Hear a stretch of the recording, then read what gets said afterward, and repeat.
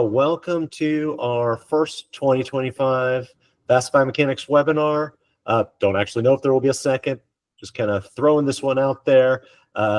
Those who have been following us for a long time knows Bassett Biomechanics actually started only doing webinars. So it's kind of fun getting back to this, but it's a completely different format. There's not actually any teaching or any visual 3D involved in this at all. Invited some old friends that went to grad school with. Joe and Steve, we used to share labs and beers and had a good time, but it's been a while. So thought we would catch up a bit. I see that Joe, you're an associate scientific director. I'm not entirely sure what that means. You want to tell us what you're doing? Yeah. So I've had an interesting career trajectory. I started as a physical therapist many years ago, working in the clinic, and then I somehow ended up in grad school doing my PhD in an engineering lab with you, Dan, or sharing a lab next to you. So I found myself during my PhD surrounded by a bunch of engineers that spoke a very different language than I knew from the clinic. After that, I was teaching. I taught at the University of Delaware for a long time and Rutgers University for a long time, ran our motion analysis labs in both of those places. But the past year, I've actually made a jump out of academia, doing something very different. I'm now working for a company that helps pharmaceutical companies with their clinical research. So they give us their data sets and we help turn their data into the stories that are presented, the research stories that are presented at conferences and congresses throughout the world. But long history of biomechanics, again, starting back, I won't say how many years ago, but definitely over a decade ago with you, Dan, and worked with Steve during my time in grad school as well. Yes, good times from UD, and that's cool hearing what's going on with you. Now, Steve, you were at UD with us as well. I see you're at Thomas Jefferson.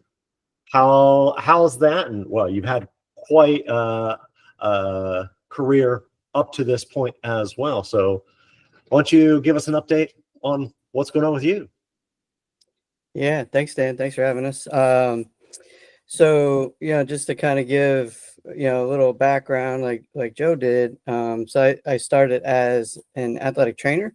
I did my undergrad and master's in athletic training at Temple University in Philadelphia. And then that's when I did the move. So my advisor actually started my PhD at Temple. My advisor left, went to the University of Delaware, so I went with them. And that's where, I arrived, met you guys. Me and Joe were actually roommates when I first started.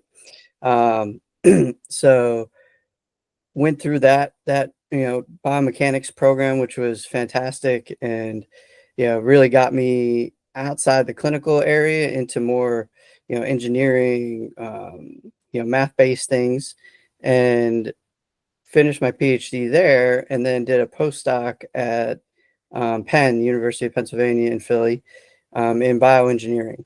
So we did a lot of basic science research, rat model type stuff, a lot of tissue mechanics, things like that. So that further enhanced my kind of engineering side of things. And I think really kind of expanded my area of research and how I think and do my research now. So we do a lot of ultrasound based research where we quantify tissue characteristics in overhead athletes and baseball players. So we've developed a lot of algorithms and measurement techniques ourselves. So it's really bridging that engineering world with the clinical world, and I think it really provides some really good research, some really good answers to clinical questions. And so I've taught and worked at Temple, Newman University, so I've moved around a little bit, but I've been at Thomas Jefferson. I took this position in 2020, right in the middle of the pandemic, as a department chair for our exercise science department. That has our undergrad exercise science and graduate athletic training program there that I oversee all the department kind of needs. Cool. And we actually have another friend of mine in here who I haven't known as long, but in the last few years, because of my work in Europe with professional sports and some of the collaboration I've done with Qualisys over the years, I've gotten to know Mike, who has really done a lot in sports in the US. So, Mike Martin, why don't you tell us a little bit about yourself as well before we get into the meat of this webinar? Yeah, absolutely. No, I appreciate you letting me crash the party of what this could be called as like a reunion. So I appreciate it, guys. But yeah, I started out, with the kinesiology degree, and then I decided to get my master's in biomechanics. I've always been fascinated with the sports side of things because at the time there wasn't too much going on, and it was a lot of ergonomics and gait, at least from where I did my master's at, which was University of Northern Colorado. And I started off running a gait lab at Banner Health, closed after 2 years, and then I needed to find something else to do. So I went to the industry side of things with Qualisys, and fast forward to today, been there almost 9 years. And I'm always a biomechanist first, and I've helped pioneer the company into getting into more or less the sports world, and specifically into the baseball world, helping users become more adept to biomechanics and making it a lot more functional, and I guess you could say a lot more user-friendly. So it's been a big evolution of what it was and what it's turning into be. And we can get into more of those details, as I'm sure we'll bounce a lot of things off each other. But again, I really appreciate you letting me join. So looking forward to it. All right. Well, just logistically, anybody following, you're welcome to drop any questions you have. I guess it depends where you're watching, but it's probably below the video. Ask them. I'll see them, and I'll pass them on to the rest of the group. But one of the reasons that we are able to do this is because Joe and Steve wrote this excellent book, the 5th edition of Winter's Biomechanics and Motor Control of Human Movement. Actually, if you're wondering, it's not that I don't know how to read. It's mirrored, and I couldn't actually read it very well mirrored. But I was glad to hear that you guys wrote this. The original and the previous 4 editions were milestones for the field of biomechanics. But how did you guys end up writing this new edition? I mean, I mostly remember chatting in cubicles and then kind of keeping up a bit over the years, and all of a sudden, oh, you guys are authors, which is awesome. But how did that happen? Yeah, so I could kind of hop in on this. So, they always say it's not so much what you know, but who you know. So one of my colleagues when I was at Penn, Katie Ruther, bioengineer, so I believe she knew this person working at Wiley. They were probably assessing books and seeing what they could update and renew. Reached out to her from an engineering side to see if she knew of anybody that might be interested in taking this over. So she contacted me. And you get these predatory journal requests all the time in your email. So I kind of, skimming through my email, and I'm like, another one of the, but then I kind of looked a little closer and it said, David Winter. And I was like, wait a second. So read it a little more closely, and I realized, what the request was. I was like, oh, wow, this is a pretty tremendous opportunity. And I think, it was not long after I just started my job at Jefferson's as department chair. And we were building out an exercise science undergrad program that wasn't there before. So, a lot on my plate, but felt like this was an opportunity I could not pass up. But I knew I couldn't do it alone.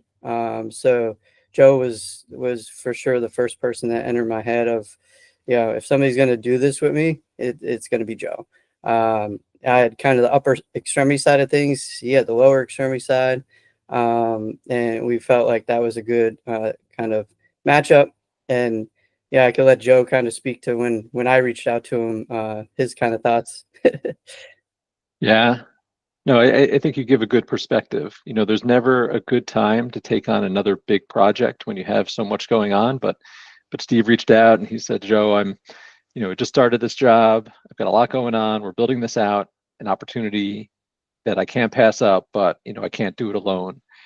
So we decided to team up and take it on. And again, as Steve mentioned, this is a book that we studied from through my whole entire PhD curriculum. Every course that we took, there were references back to this text. So it really was an honor. I felt it was something that if we did take on, we had to do it justice and do it well. I think we did.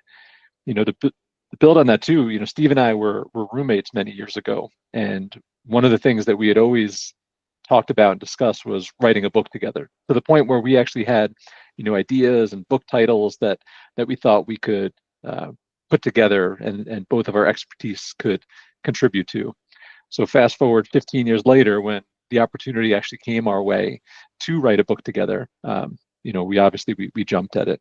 And I do think we also need to say, we're talking about us writing this book, the meat of this book, like the core principles in this book were written, decades before we started. So although we wrote some new chapters and added some content to this book, this book was written and has been out there for, many decades before we even started contributing to it. Yeah, and the one thing when we did take this on, me and Joe, felt very strongly about really putting David Winters at the forefront of this, because we didn't want to take away from all the previous work and all the ground that he laid. So that's why we added his name to the title, so that he was always a part of this. No matter how many editions come through, he's always going to be a part of it. And we, in terms of the acknowledgement that we wrote in the front of the book about him, we actually asked the editors if we could get in touch with his family, and we had some web calls and some discussions with his kids, who shared stories with about him personally on a personal level, and we tried to incorporate that into that message. So, and it was really it was really a great kind of experience to chat with them and talk, and to hear that he, for all the energy and work that he contributed to the field of biomechanics, he was still there and present as a dad and a husband. And the stories they shared, that like no matter what was going on, he was always there. He would have students over for dinner with his family. So he really blended the two together. And that was a really cool kind of message to send out when we did that acknowledgement in the book. Yeah, that's cool. I actually really like the acknowledgement you did. I thought it was touching in a much more personal way than you typically see in biomechanics textbooks. Yeah. But it is nice. You did justice.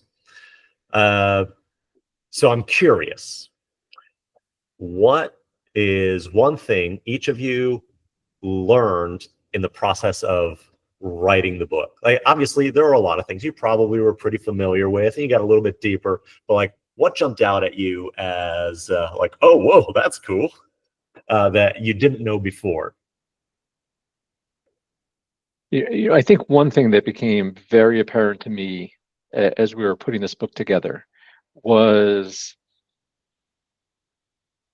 how far we have come and how disconnected we have gotten in the biomechanics and science and lab world from the basics of what's happening with some of our instrumentation. So I'll just give an example from like the electromyography perspective. Nowadays you put an EMG electrode on somebody, and your output is, a nice, clear, filtered, crisp signal of the output from that muscle. And we interpret that as this is the muscle performance or whatever term you want to use, but we have this disconnect from what's actually being connected, measured at the level of the muscle.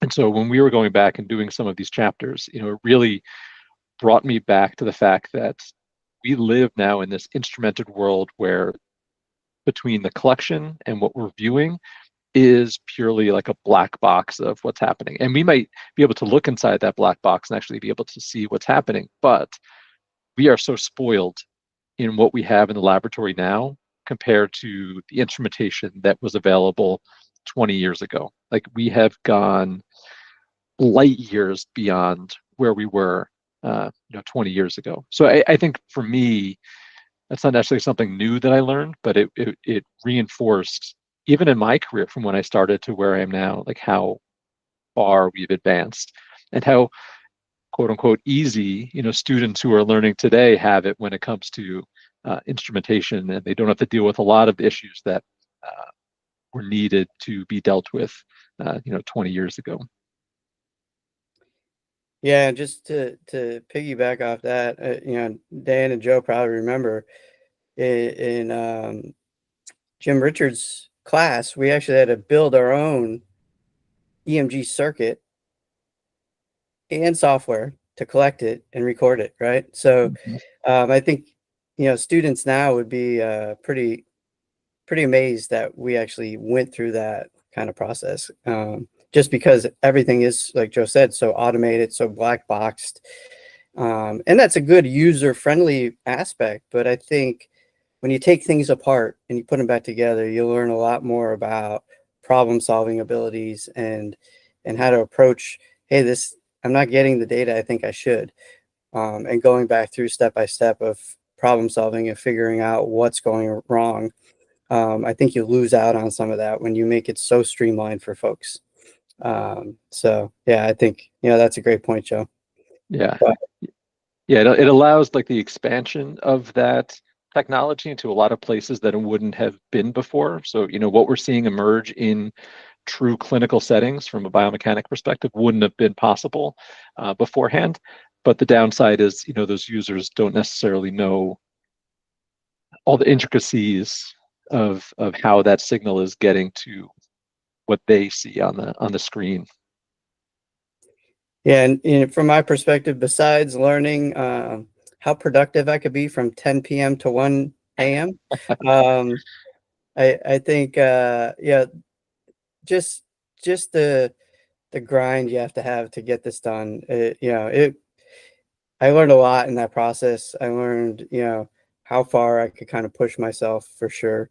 Because you have a full-time job and then you're trying to do this on top of it. And, it was challenging. And there was times it was like, man, I don't know if we're going to get this done. So a lot of that, just learning about yourself and what you could accomplish when you really, just, I'm doing it. I'm going to get it done.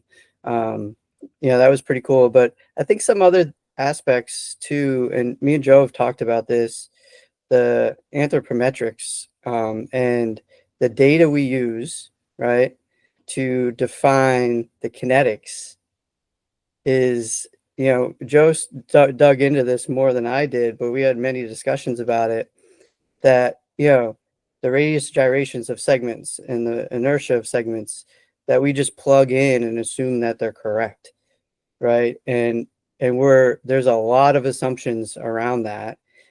And little small differences, as you all know, in your radius of gyration is going to make a huge difference in the forces and torques that you're describing at that joint. So I think it was kind of eye-opening, the amount of error that we possibly could be having without any knowledge of it. Yeah, a lot of those papers came from the 50s and the 60s, and there hasn't been a tremendous amount of update in that time in that field. So when I look at this book, and one of the things I learned, and I think, where's a gap in biomechanics that we could probably go back to, like a foundational gap.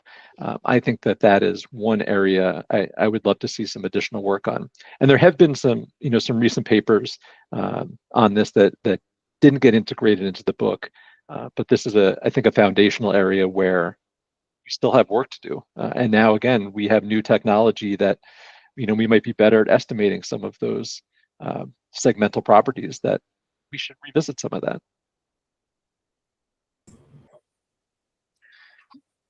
Touching on this point, do you think that this was probably one of the hardest parts of kind of drawing the line within the book of old, I guess we can tag it as like behavior or like instrumentation that we have used, to all this new advancement from just the automation going all the way to like markerless? Was that kind of I guess you could say, like the hardest part, and kind of like bringing that to center as far as like, this is how this is done, and we can draw assumptions, and we have like all these estimations, but kind of just capitalizing on, I guess, adapting to, new technology from how we've gotten there in the past? Yeah, and yeah, I first have to acknowledge that we had several other authors write chapters too. So we relied a lot on the experts in their specific areas, especially in chapters that me and Joe, we were like, we don't have the expertise to really write this. So it was impressive, and I think that goes back to what Joe said before of how much the field has progressed. Because David Winters wrote every edition himself, every chapter, with no other contributions, which is utterly amazing. But the field has advanced so far that it just wasn't feasible. So we brought in other folks that were experts in that. But I think, Mike, one of your question is getting to some of the kinematic chapters, and Amy Lenz wrote that chapter for us, and we were trying to put it in context of still keeping some of the history, right, and how we progressed in camera systems. So not getting rid of that completely, but like condensing it down, and now getting to the current technology, because that's really. But we didn't want to lose the history piece, because I think that's important for people to understand of how we progressed and evolved in our measurement techniques and in instrumentation and whatnot. Yeah, I agree. It makes kind of what we do now. I think there's a learning from that, right? If you have a hard time grasping, what we're actually capturing when we have a markered system, and what those cameras are actually, measuring through the volume, and then you look back at the history and be like, oh yeah, well I see that, we used to have to go frame by frame and actually identify in multiple 2D videos the location of these markers. I think it makes it more real and more tangible and more understandable if you have that historical perspective. So we did include some of that history, or that progress of where we were and where we are now in some of those chapters, because it's helpful for learning. Yeah, I can appreciate that. And you did a good job on that. I remember when I first got into motion capture, literally the professor I was working with, Roger Gonzalez, handed me and my buddy Juan a box, or was a few boxes, and he says, put it up. We didn't even know what we were getting into. They were like, well, I guess these look like cameras. So we had to figure out where to put them. There was no manual or anything. And we turned them on. They were like red lights. It wasn't even infrared. They were just red lights. And we had to turn the lights off. You can imagine how that looked from the outside. And then the EMG was obviously wired. It was a long time ago. And so our subjects had like a tail, but it was dragging on the floor. So we had to like build this rail system in the ceiling so that the EMG wires were going back and forth. It was nuts. And now, like, we have wireless EMG, markless motion capture. It's so much easier. But forgetting where we came from, and forgetting, more importantly, how we are getting that data into our hands, and what we're doing with it, it's dangerous. So it's great to have that history continued. Now, you already touched a little bit on the fact that you had other help, which makes sense. But I mean, some of the pages in here, you got some serious mechanics going on, which as a mechanical engineer, I love. But you guys already talked about how you don't come from that side of biomechanics. So obviously, a lot of people watching this are from different backgrounds, and many are probably quite similar to yours. They have to come up to speed on the mechanics. I had to learn anatomy. I had to learn the kinesiology side of things. I spent a lot of time in the working with cadavers there at UD. Just I didn't know anything, but to me, I felt like having an engineering undergrad, it was a lot easier comparatively to pick up the other side because I worked hard at learning the math behind the engineering side. How hard was it for you guys to honestly not even just come up to speed? You guys literally had to essentially master mechanics. You wrote the book. I know you said you got help on it, but I'm sure you're quite aware of everything going on in it. So I'm curious what your take on that, since biomechanics is this fusion field. Yeah, it was challenging, first of all. But I'll say this, there's a couple things that allowed us to kind of get through it. The first is some of the more hardcore mechanics pieces are things that don't necessarily change. So to me, there was a lot of core math in there that, even though we've advanced tremendously in terms of instrumentation and a lot of other things, the underlying mathematical principles of what we are looking at remain the same. So a lot of the first few chapters, there wasn't a lot of updates that we did to those at all. You know, we reviewed them. We talked with the editor and made sure that when the book was being reviewed as a whole, they had somebody with expertise who was able to look through those, was able to look through the equations and make sure they were all correct. But Steve and I didn't touch a lot of that. And I think that is also, you know, when I see this book now, I think that's like the core David Winter's legacy. Like he took all of these mechanical principles from, you know, kind of different spaces that are related to biomechanics and packaged them into this book. And those, for the most part, remained untouched in many ways. Yeah, and you know, aside from using ChatGPT to help, just kidding, wasn't out then. This is pre-Jet, yeah, pre large language models. But yeah, I think, you know, I think when I started at Delaware, honestly, that those first couple of years were incredibly challenging for me because I mean, I didn't have a math class in years. So just getting reintroduced, I think, and learning some of that. But we relied on people like you, Dan, right? Like we helped you guys with the anatomy stuff and the clinical stuff, and you helped us with the, you know, the engineering stuff. It was the same exact way when I was at Penn.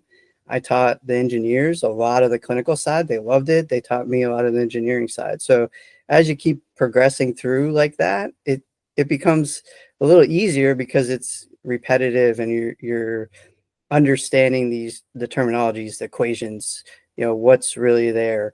So it's just getting in front of it more and more frequently makes it a little easier. But I know in the chapter where a lot of that mechanics comes in, Thomas Holcher, who is a biomechanist that works with me at Thomas Jefferson, he led up that chapter, and he had to make a lot of changes to that math because we changed the coordinate system from the way it was presented from the old versions, because we wanted a little more conventional with Z being, you know, vertical and whatnot. So he had to make all of those conversions and translations. So I give all the credit to him there of updating some of those equations. I was wondering about that. I don't have the old version with me here in Italy. So I was actually wondering, like, has it always been Z up? But I was like, okay, well, but no, I appreciate it as modern convention in biomechanics anyway is Z up. Funny enough, it's not the convention across the board for everything, but yeah. So shifting gears a bit, you guys have obviously been successful in your career so far, and you're going to keep working in that direction. You have a series of students and people working for you or with you in various aspects.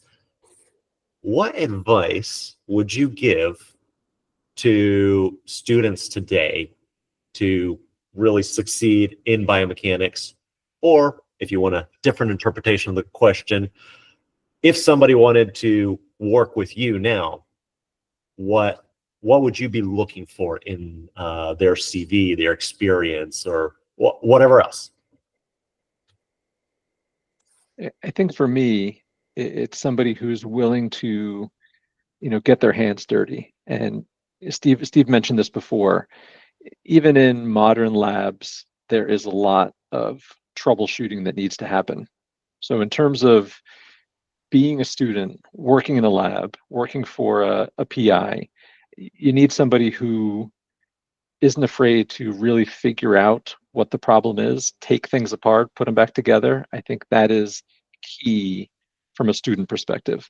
Um, Having run a couple motion labs in an academic setting, it's very challenging because as the PI, you have so many other responsibilities. There's administrative responsibilities, there's teaching responsibilities, there's a whole host of things that pull you away from the day-to-day within the lab. So when I look at what makes a strong student is somebody who can tackle those troubleshooting challenges, those day-to-day troubleshooting things that arise without a lot of outside help. And it might take them a little longer the first time they go through it, but once they do it once, then the next time it comes up, that problem is solved. So I think in terms of a student, that's a key thing that I would look for. Yeah, and I'll kind of piggyback off that. I think there's two things. One, I see current students now really have a hard time with critical thinking and problem solving abilities. I'm not sure what the where that's coming from, but I think that is one skill set you need to get. And just thinking about how my PhD and my training, I think really got me to be, and that's one of my strongest skills, I think, is problem solving. And it's not just in our field, in our area. I do it for everything in my life, right? Like our microwave broke, so I fixed it, right? I changed electrical components on it. I figured it out, right? I broke down the problem and figured out where I could get information to get an answer and fix it, right? I've done it with my other appliances in my house. I do it my car. So I think these skill sets translate over, right? And just having basic problem solving abilities, critical thinking, is such a huge skill set, no matter what field you're in, right? So, I don't know the best approach for kids, to take to think about that, but don't walk away from the problem, right? Try to break it down into its simplest elements and go step by step and try to figure out what that solution is. The other piece that, from the other end on what I think is missing in at least the world that I live in. So I do a lot of consulting in baseball, specifically with the Phillies. And I think what I see with kids now coming out with the specific biomechanics or engineering degree, and I was actually just at UNO, University of Nebraska in Omaha. They have a huge biomechanics program out there. And I was at dinner with students and they asked me kind of the same question. I said, this is a team field, right? You need to learn from everybody else. So start doing that now. There's athletic trainers sitting right here. Learn from them. There's PTs sitting right here. Learn from them. There's going to be strength coaches. There's going to be pitching coaches. There's going to be, all of these different people that you're going to have to work with and communicate with. And, I think we touched on, we all speak different languages, but we're basically saying the same thing, but in different ways. So learning how to bridge that all together is going to be so important. And you're going to set yourself well above other candidates that are going for that job if you have the ability to do that. If you have the ability to hop from the medical side to the biomechanics side to the coaching side, if you could walk through, all of those areas and bridge them together, you will be an asset for that organization without a doubt. Yeah, Stephen, piggybacking off of what you just said, do you think that right now within the world of biomechanics with the technology that has evolved, do you think that that's one of the most limiting factors to where we've gotten into kind of a world of, analysis by paralysis, to where there's so much different type of things being fed in and there's not so much of a round table to really get the entire answer? Because everything that, technology wise, it's a tool, and at the end of the day, it gives you answers to some things, but it's not everything. So going into, say, like sports and just other type of facets of biomechanics, do you think that this is right now, going back to critical thinking, I mean, do you think that right now this is just the biggest limiting factor as far as how people are utilizing it? Yeah, I think technology has advanced so much that you could measure literally anything anymore with some kind of sensor. But that doesn't, just because you can measure it doesn't mean there's value in it or it's going to change anything, right? So, and that's where I think I go back to having that skill set on the other side too. Like, and I always tell this to my students when we're doing research. We're not going to ask a research question and do a study unless it's going to help somebody, right? I don't care about another publication, right? Just to get a publication. You could ask any scientific question and get an answer, but it doesn't have clinical implications and it's not going to help somebody. Christian Gerber is an orthopedic surgeon in Switzerland, one of the smartest guys I ever met in my life. And he said, if you can't tell me 3 people that you know personally that this study will help, he's not going to do it. So I think it goes back to that is, what are you measuring and what's the clinical value to that, and how do you interpret it, how do you use it, and how do you communicate it back to that athlete patient? And I think that's where we've got, like you said, we're paralyzed by the amount of data. There's so much data coming in, and a lot of it I don't think is of value to us, but trying to sort through that is the challenge. And I don't think any of us have it figured out completely yet, but trying to always go back to that question of like, yes, we can measure that, but how are we using it? What are we using it for? What's the importance of it? And can we change it, right? Like, is it something that is actually going to be helpful? And we can intervene in it if it's deficient or excessive or something like that, and I think that's where the field has to get to, because we have to pare down what's important.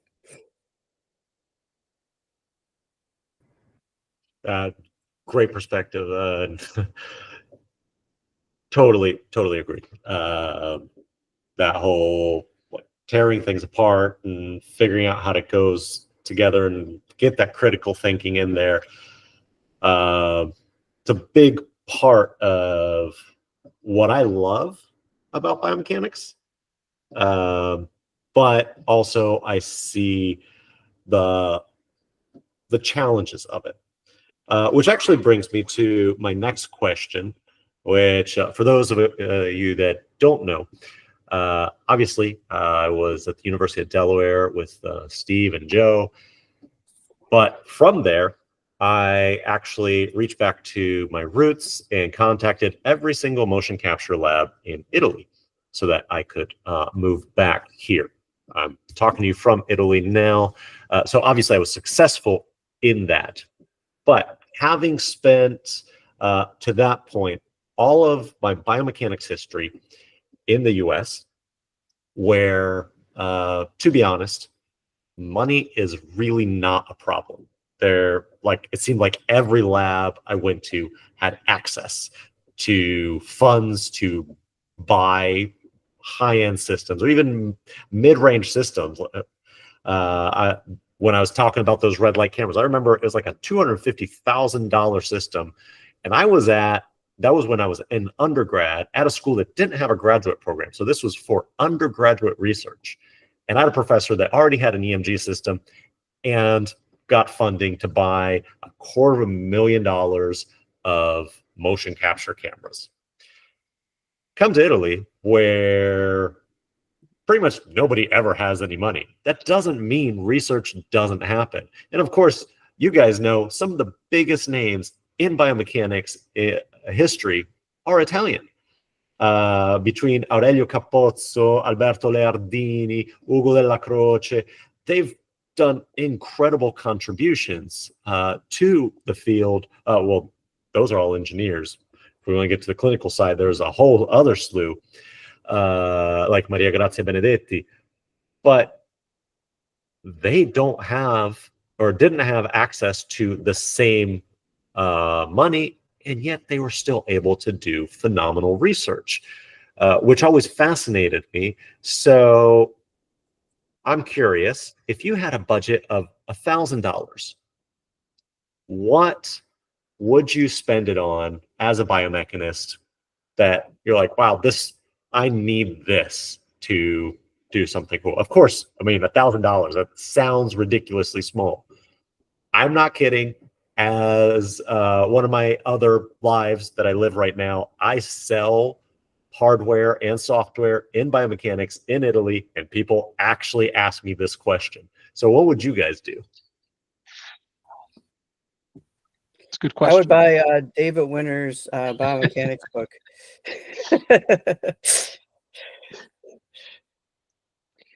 Yeah, I think for me, I am going to view this from the clinical perspective, just because that's my background. One of the things that a lot of my research is focused on has been in movement pattern retraining. And what became clear in some of our research was, what we were observing from a kinematic perspective was vastly different when we started looking at what was happening from a kinetic or even just a loading perspective between the ground foot interface. So I think there are options to get force plates now that are under $1,000. And from a clinical perspective, to me, that's something that's extremely useful, because there's almost no other way to capture some of these loading things that we make assumptions about based on, how much their center of mass looks like it's moving up or down when they're landing or jumping, or how much they're leaning from one side to another. What we see visually is very different than what we see from a loading perspective. So to me, a low-cost force plate would be my choice if I had limited funding. Yeah, and I'm along the same lines. So like with upper extremity baseball, I do a lot of lectures on this, of doing kinetic chain assessments, and depending on what you find from a kinetic chain, that will lead into kind of pitching mechanics, because I don't believe you change mechanics. I believe you change underlying kinetic chain deficiencies, and the mechanics will go back to their normal. It's hard to group people into, this is exactly how you should pitch and exactly where your arm should be, when everybody's, that's been to a baseball game could be up in the nosebleeds and knows when they change the pitcher, because everybody pitches a little bit different, right? So for me, I would get an HHD, a handheld dynamometer, maybe like a grip dynamometer, and some goniometers or digital goniometers, to do a nice, thorough kinetic chain assessment that really would feed into, and then there's so many free kind of, just video 2D recordings, right? So I could get somebody pitching from the side, from the back, just on an iPhone, and I could couple that with the kinetic chain assessment that I do, and I could give a lot of valuable, meaningful information back to that player on, these are the things you need to do. And I see this coming up just from my eyes in a visual, quick, simple video, 2D video. I could see, yes, you're doing this, this, and this, and this is what I found in the kinetic chain that explains that.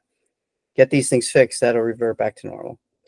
So from a bang for your buck kind of thing, for $1,000 isn't much money in the field of biomechanics. So that would be I think it would hold the most value from a clinical perspective.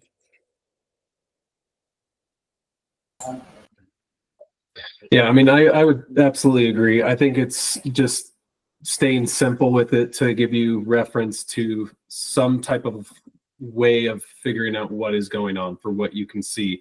They have these apps now to where we won't get into like the accuracy game or anything, but it gives you a good idea and a good indication of what could be going on. And I also believe that the kinetics is probably one of the most important things to kind of start with. And so I would agree with both of you guys as far as like how this would go. And like you said, I mean, $1,000, it's not going to get you far, but there are some things that you can do to kind of break it down and get started with it. All right, so this may seem like a random question, but as a biomechanist, I seem to employ biomechanics in my everyday life more than I probably even realize. But I'll give you an example. Let's see if you guys have anything like this. Buying shoes with my kids has always been an interesting adventure for them, because we go to the store and I use my visual motion capture and I'd estimate their kinetics in the store as they're trying on the shoes, and I'm observing, like, oh, okay, now based on this paper, I know. So I try to take what I learn and apply it to my own life, not just research or talking to customers or collaborators. So I'm curious how you guys apply biomechanics in your daily life. It's a good question. I do it informally on a daily basis. And, I think after having spent 15, 20 years in the lab looking at people move, it's now just become second nature. And I'll watch somebody walk down the street and I'll think, oh my goodness, look at their varus thrust. They're going to wear out the inside of their knee joint before they know it. And I have to like hold myself back from going and saying, hey, have you ever considered, using an unloader brace or modifying the way that you move? But to me, even if I'm not saying it and using it in a real way on a daily basis, like, it is now part of how I visualize the world. Yeah, I mean, I would definitely agree. So, just a little kind of context too. So my dad was a carpenter for, almost 50 years. And so I think I got my mechanical brain from him. So it all started with how things work and move and build. And those lessons he taught me when I would work with him, I think that's why I gravitated towards biomechanics. It was what I learned from him, and then I started to learn about the body, and it just all came together and made a lot of sense. So, I mean, literally, like Joseph, it's like everyday life. Like, you can't get away from it, right? You see it differently.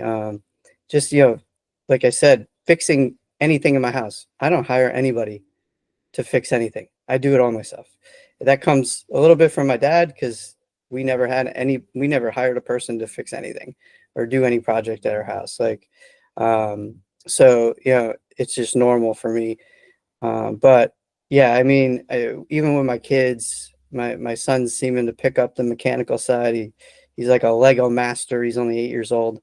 So just as I'm teaching him things, right, I incorporate, when we do something, it'll be like, it won't just be like, well, why did you slide here? Well, because there's no friction.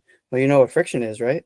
And I'd break out the equation and the variables for friction. Friction is based on normal force and coefficient of friction. And, so like, I think, that comes out a lot, and just lessons to my kids and just interaction with everybody. But I teach an undergrad biomechanics class, and when we would get to, getting into the joint kind of biomechanics and stuff, I always make jokes of, all right, guys, when we talk about the feet, I'd say it's UGG season right now. We're getting into the fall. It's UGG season. So you would see severe pronation in the feet. So, I pull up pictures, and you could see people with super hyperpronated feet in UGGs. And it was a night. So like, students would come back and be like, Dr. Thomas, you made that joke in class, but now I'm seeing everybody walking around campus in UGGs, and they're just collapsing. And I'm like, see? And then, these kids, they look at those types of things all the time now. So yeah, like Joe said, you pick up these things as you're just seeing how people move and walk, and it's kind of funny. Absolutely. I don't know how often just walking down the street, like, oh, I'll tell my wife, they probably should start doing more squats. They really, Yeah. that gait is just not right. Or seeing runners. I know it probably comes as a surprise to you guys because I definitely didn't really run at UD, but now I'm obsessed. But we have this one neighbor who, when he runs, his arms are swinging like this. Like, how did that even happen? How did you develop that? I want to stop him all the time. Like, can I help you? But I've refrained so far. We'll see. But yeah, the practical side. All right. So we've chatted about a lot of different things. I don't mean to keep you guys any longer than necessary. I have one last question. Obviously, everybody should go out and get this book. And if you're a Bassett Biomechanics member, you're going to find a code on the website after this. So check it out. You get a discount. But beyond that book, what would you recommend for anybody to read that will give them a broader view of the field of biomechanics? So I'm going to recommend a book that's not a biomechanics book. There's a book that I read 20 years ago. I think it came out 20 years ago or so, by Atul Gawande, called Complications, A Surgeon's Notes on an Imperfect Science. And it's a book about his journey as a surgeon and all of the mistakes that were made as part of that journey. But what resonated with me is the fact that, in any field, scientific, medical field, there are going to be mistakes that are made by that student and that learner, and the opportunity in those mistakes is large to improve yourself. So I think that text, from anybody who's interested in learning the next level of their career, whether it's medicine, biomechanics, or whatever, it's a great read to realize that mistakes are part of the journey and they're really helpful in the end. Yeah, so mine would be, prior to starting my position as a department chair, I started to dig into more leadership. And I think learning that and going through that process, I think I wish I had some of that a lot earlier. And so the one book, it's an old book, Dale Carnegie, How to Win Friends and Influence People, is a game changer. And as we talked, and I think we started the discussion around, how do we get to write this book, right? Well, it was the network of people that we've built throughout, and the friends we've made, and the connections you have, and how you do that and network is really what's going to dictate your career, right? Because as the one kind of saying goes, is I stood on the shoulder of giants, right? You always are trying to, from leadership, right? You get up to a point, and the job isn't necessarily to keep going, is to pull other people up with you, right? So as you grow in leadership, you're always looking to, build up your students and get them into positions. But a lot of that is helping them expand their network and, make these close friends and these connections, because as you see here, right? If we never met, Dan, we wouldn't be doing this, right? If we didn't have these connections in school, and you start out as friends, and then you realize everybody's going off in their careers, and they become successful. And I think when you're around successful people, it builds you up too. So I know, my time at UD, everybody there was unbelievable, and it rose me to a different level. So I think that book kind of helps you, figure some of that out, and especially, just how to make good friends and keep them and keep in touch with them, I think is a huge piece. Love it. Yes, I'm an engineer, but I think of myself more as a biomechanist. And much to my surprise, well into quite a while after I was at UD, I became an entrepreneur. So yes, I love the biomechanics, still into all that, but the business side and the networking side has become a huge part of my work as well. So I appreciate both of those inputs. And you know what? I think I'm going to go read those again. Good stuff. Anyway, it's been great. It's already been pretty much an hour. So I know you guys have things to do, and I've got dinner to go make. So I think that's about a wrap. Thank you, Steve. Thank you, Joe. Thank you, Mike. And maybe we'll do this again.